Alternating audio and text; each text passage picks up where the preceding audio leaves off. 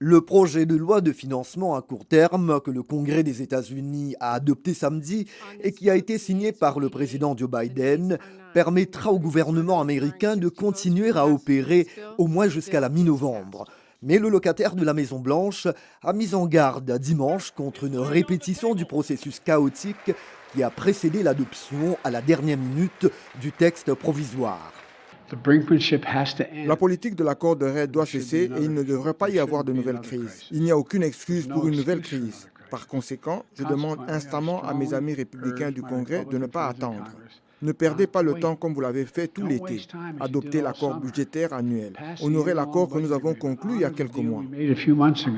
Mais une nouvelle confrontation pourrait se profiler à l'horizon au Capitole. Les conservateurs d'extrême droite ne sont pas contents que Kevin McCarthy, le président de la Chambre des représentants, ait tendu la main aux démocrates pour qu'ils adoptent le projet de loi de financement temporaire.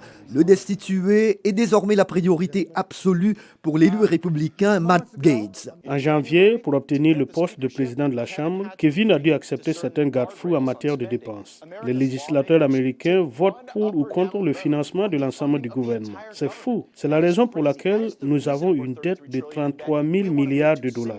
Nous souhaitons passer à des projets de loi de dépenses uniques. Il a pris cet engagement, il l'a rompu. La réplique de Kevin McCarthy a été tout aussi vigoureuse lors de l'émission Face the Nation de CBS. Et qu'il en soit ainsi, allez-y, finissons-en et commençons à gouverner. Et s'il est contrarié parce qu'il a essayé de nous pousser à la paralysie et que je me suis assuré que le gouvernement continue de fonctionner, alors menons ce combat. En attendant le dénouement de cette confrontation, les compromis entre républicains et démocrates vont se poursuivre, d'après Rachel Snyderman du Bipartisan Policy Center. Il existe un compromis bipartisan en faveur d'un financement supplémentaire pour l'Ukraine, aussi pour soutenir nos troupes et garantir la sécurité de nos frontières. Et donc je pense que nous allons voir des actions par rapport à ces priorités particulières dans les semaines à venir. L'Ukraine et le reste de la planète vont suivre la situation de près, selon le politologue Oscar Pocasangre.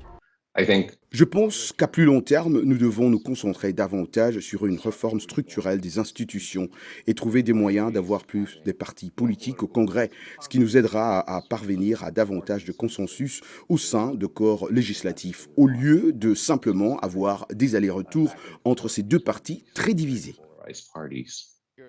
Oscar Pocasangre est également d'avis que davantage d'instabilité politique pourrait nuire à la crédibilité des États-Unis ainsi qu'à leur situation économique.